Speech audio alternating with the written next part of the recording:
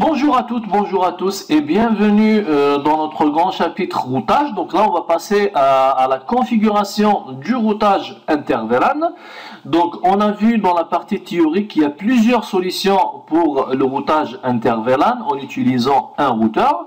Donc première solution pour laquelle on pense, c'est de mettre plusieurs liaisons, d'accord? Plusieurs liaisons physiques entre le switch et le routeur, et chaque liaison elle appartient à un VLAN. Par exemple, si on a deux VLAN, ça veut dire qu'on doit mettre deux liaisons physiques. Donc là, on a vu que c'est pas intéressant, vu qu'il y a une fonctionnalité qu'on a vue avant qui s'appelle trunk. D'accord?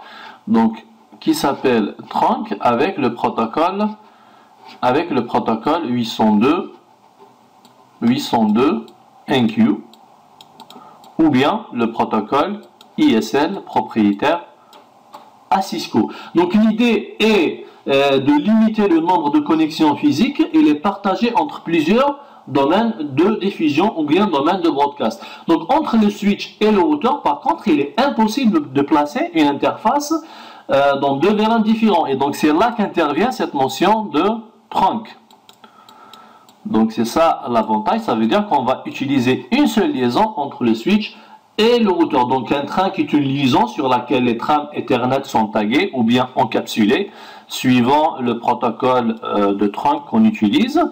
Donc c'est tagué dans le cas du 802.1Q et encapsulé dans le cas du protocole ISL propriétaire à Cisco. Donc ce tag est une en-tête supplémentaire qui contient l'identifiant du VLAN d'où provient la trame de sortie, d'accord? Donc que l'équipement va la placer donc ou bien la réattribuer au bon domaine de diffusion ou bien au bon VLAN. Donc côté switch, on doit configurer ce port en trunk. Donc là, on est d'accord. Alors maintenant côté routeur. Donc, il faut respecter le principe de base. Donc, ce principe, c'est quoi? C'est une interface par domaine de diffusion ou bien par domaine de broadcast. Et donc, c'est là qu'on doit faire appel à une notion ou bien à la notion de sub-interface ou bien les sous-interfaces. Donc, l'idée, c'est quoi? C'est d'éclater cette interface physique en plusieurs sous-interfaces logiques. Et pour chaque sous-interface logique, on va donner une adresse IP qui va être, vous allez voir après, la passerelle par défaut d'un PC ou de plusieurs PC qui appartiennent vers un. Alors, donc chacun de ces morceaux est encapsulé et configuré pour accepter les trames taguées par un identifiant de VLAN défini. Et donc, pour faire simple, on va dire une chose, c'est un peu comme si on découpait cette interface physique en plusieurs morceaux. Et chacun de ces morceaux est ensuite configuré pour accepter les trames taguées avec un identifiant de VLAN. Donc, dans ce cas-là, on va découper cette interface physique en deux morceaux. Le premier, c'est sous-interface pour le VLAN 10 et le deuxième, c'est la sous-interface pour le VLAN 20. Alors, maintenant, on passe aux commandes, d'accord? Donc côté configuration, on va commencer par voir comment configurer, comment préparer le switch pour le routage inter-VLAN. Après on va voir la configuration du routeur et on va finir par des shows pour vérifier. Alors côté switch, donc il faut créer des VLAN, bien sûr, il faut donner des noms, enfin c'est pas obligatoire, mais l'idéal c'est ça, c'est donner un nom, on peut même donner une description pour un VLAN. Après, on va au niveau des interfaces qui vont vers les end users, les utilisateurs finaux. Donc on va les mettre dans le VLAN 10 par exemple. Donc là, on va affecter le port du 12 de 2 jusqu'à 12. On va affecter tous ces ports pour le VLAN 10. Et pareil, donc on va faire la même chose du port 13 jusqu'au dernier port, donc le port 24. On va les mettre dans le VLAN 20.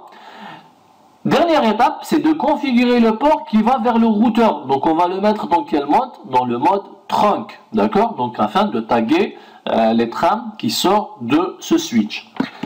Alors, côté routeur. Donc côté routeur, on a une interface physique, une seule interface physique. Et le but c'est quoi? c'est d'éclater cette interface physique ou bien la découper en deux morceaux puisqu'on a deux VLAN.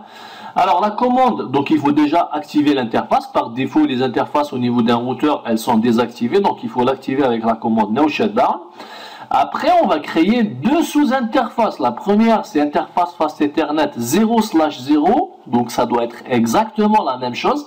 Après, on va faire un point quelque chose, d'accord? Là, on a mis point 10. Encapsulation .enqueue. Pourquoi .enqueue? C'est parce qu'on a opté pour le protocole 802.enqueue. Donc .enqueue, c'est le protocole 802.enqueue. Et là, c'est très important. Donc on doit mettre exactement la valeur du ID du VLAN qu'on a créé au niveau du switch. D'accord? 10 parce qu'on a créé le VLAN 10 au niveau du switch. Alors, ensuite, on va donner une adresse IP de la plage qu'on a choisie pour ce VLAN, pour le VLAN 10. Donc là, on a choisi cette plage 192.168.0.1. 3 fois 255.0. Après, on va créer la deuxième sous-interface. Donc, c'est toujours l'interface physique 00.20. D'accord? Encapsulation .enqueue 20. Et là, ça doit être vraiment le ID d'un VLAN existant au niveau du switch. C'est le VLAN 20. Après, on va donner une adresse IP de la deuxième plage qu'on a réservée pour le VLAN 20. Donc 192.168.1.1, 3 fois 255. Donc CTRL Z ou bien Excite et on sort. Après, on sauvegarde. Alors, on revient donc à notre lab. Donc, on va commencer par le switch. Donc, on va créer les deux VLAN. Conft, donc VLAN 10. On va donner un nom, par exemple subnet. On va l'appeler subnet 1, d'accord? Et on va créer le VLAN 20. On va l'appeler subnet B. On va faire un show VLAN. Donc là, on voit bien les deux VLAN 10 et 20. Alors l'étape suivante, il faut activer, puisqu'on n'a qu'une seule interface qui va pour ce VLAN. Donc l'interface Fast Ethernet 01 pour le VLAN 10 et l'interface 02 pour le VLAN 20. Alors on revient à notre switch. Donc conft interface Fast Ethernet 01 switch port mode access, donc le forcer dans le mode access, switch port access VLAN 10.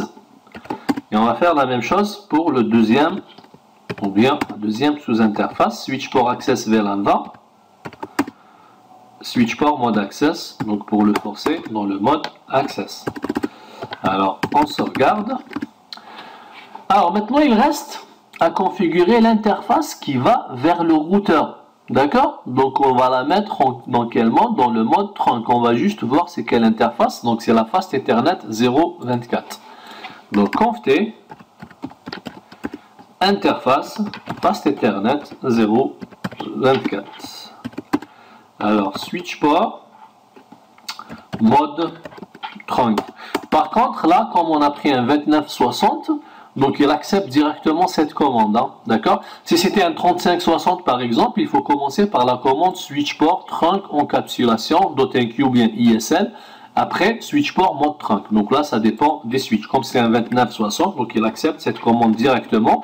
Et le mode de trunk qui est activé par défaut, c'est le 802.enqueue. Donc il n'y a pas d'ISL au niveau de ces switches. Alors on sauvegarde une deuxième fois.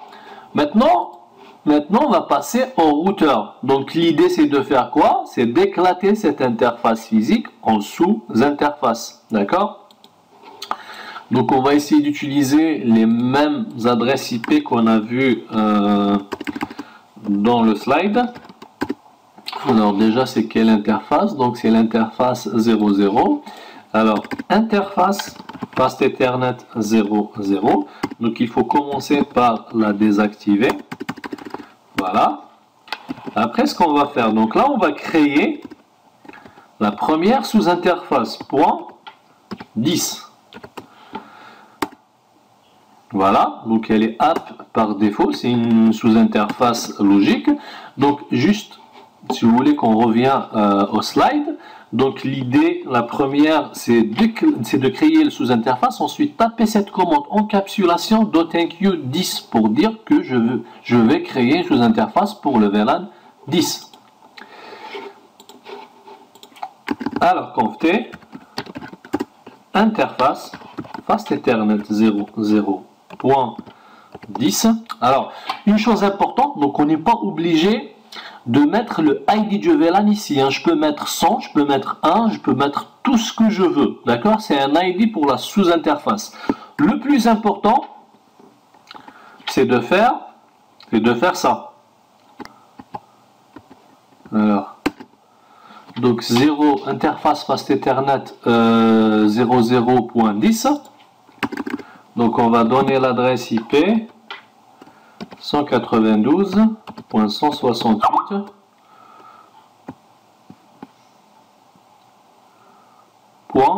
Alors on revient juste à notre slide. Donc c'est 192.168.0.1. D'accord? Alors, point 0, point 1, 3 fois 255. Voilà. Donc là, ce qu'il nous dit, il faut d'abord taper la commande encapsulation pour choisir quel VLAN. D'accord? Et la commande, c'est encapsulation.enqueue 10. Après, il faut retaper cette commande. Donc, il faut toujours commencer par cette commande. D'accord? Alors, donc là, comme première étape, qu'est-ce qu'on a fait? On a créé la première sous-interface. L'étape suivante, c'est de créer la deuxième sous-interface. Donc, point 20. Après, il faut taper cette commande encapsulation.enqueue 20. Et après, on va donner l'adresse IP.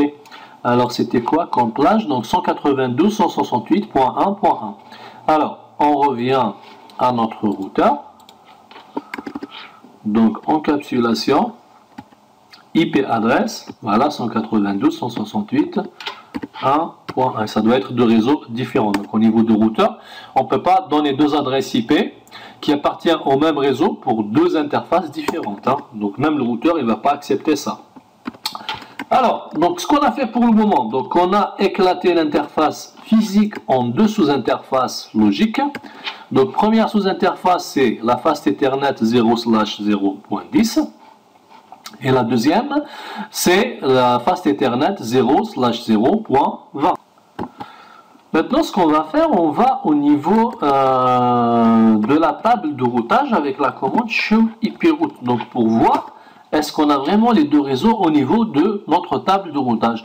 Donc effectivement, on a les deux réseaux avec la lettre C. Ça veut dire quoi? Ça veut dire qu'ils sont directement connectés. Donc les deux réseaux, c'est 192.168.0.0/24 et le 192.168.1.0 qui sont directement connectés via ces deux sous-interfaces. D'accord? Alors maintenant, pour vérifier, donc côté routeur, on a vérifié, on a vu bien que les deux réseaux, on les voit dans la table de routage. Le vrai test, c'est quoi? C'est de donner deux adresses IP au niveau des deux PC, avec les adresses IP qui sont configurées au niveau du routeur comme passerelle par défaut pour les deux utilisateurs, et faire un petit ping entre les deux. Donc si ça marche, ça veut dire que tout est bon pour notre routage inter-VLAN. Alors, on va commencer par ce PC. Donc on va donner une adresse IP qui fait partie du même réseau pour le VLAN 10. Donc on va au niveau de la carte réseau, donc on va donner l'adresse IP 192.168.0. quelque chose. Donc là je vais donner 10 par exemple. D'accord? Alors comme passerelle par défaut, ça doit être quoi? Ça doit être l'adresse IP qu'on a donnée pour le routeur qui est 192.168.0.1. D'accord? Alors niveau PC2, donc on doit faire la même chose. On va donner l'adresse IP 192.168.1.20 par exemple, du même réseau. Et la passerelle par défaut doit être quoi? Ça doit être 192.168.1.1, l'adresse IP qu'on a donnée au niveau routeur. Alors maintenant, pour faire les tests, on doit faire un petit ping. pour vérifier. Donc à partir de ce PC qui a l'adresse IP, alors juste pour vérifier, ipconfig, donc 192.168.0.10, donc on va faire un ping pour le 192.168.1.20.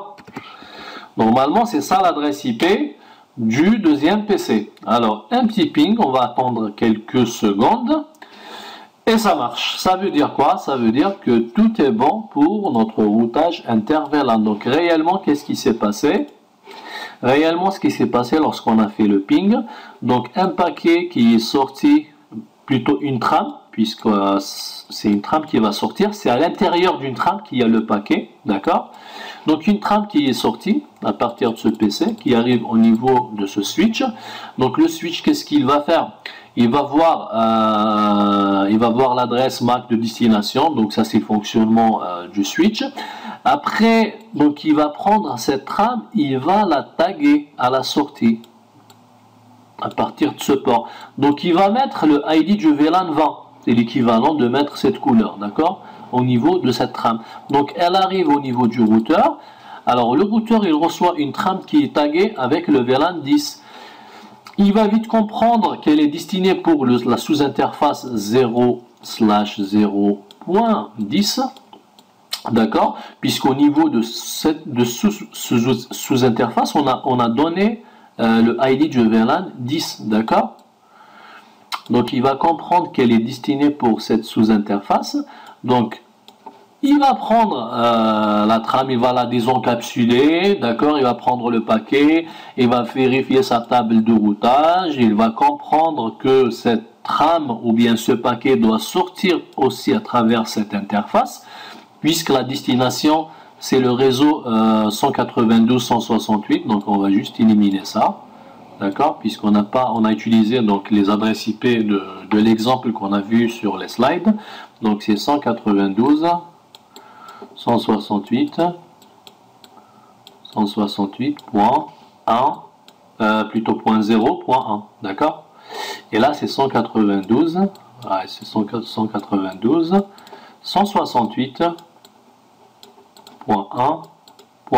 Donc il va voir que le paquet de destination c'est vers ce réseau, donc 192.168.1.0. donc il va router le paquet, il va mettre quel tag? Il va mettre le tag de ce VLAN, d'accord, le VLAN bleu. Donc la trame qui arrive ici, au niveau de ce switch, le switch il va comprendre que cette trame doit être envoyée pour un port qui appartient au VLAN 20, d'accord, au VLAN qui fait partie de cette plage de niveau 3. Donc voilà ce qu'on a vu pour cette partie. Donc on a commencé par voir la configuration du switch, donc comment préparer un switch pour le routage inter-VLAN. Donc côté switch, il faut commencer par créer les VLAN, donc affecter les ports pour les VLAN. Ça c'est des choses qu'on a vu en détail dans la partie VLAN. Après on est passé à la configuration du routeur. Donc l'idée c'est de faire quoi? Donc c'est d'éclater l'interface physique en sous-interface logique, et pour chaque sous-interface logique, on va donner une adresse IP qui va être la passerelle par défaut pour un VLAN, ou bien pour tous les utilisateurs d'un VLAN. Alors on a fini par vérifier. Donc pour vérifier, il suffit de taper la commande chez IP-Route pour voir la table de routage au niveau du routeur. Donc si tout va bien, si on voit les réseaux qu'on a donnés pour chaque sous-interface. Et pour après on peut faire des pings, par exemple on montre un PC qui appartient à un VLAN vers un autre PC qui appartient à notre VLAN, donc pour voir vraiment que ça fonctionne vraiment pour notre routage inter-VLAN. Voilà, j'espère que ça a été clair pour vous cette partie routage inter-VLAN, et je vous donne rendez-vous pour la vidéo suivante. Au revoir.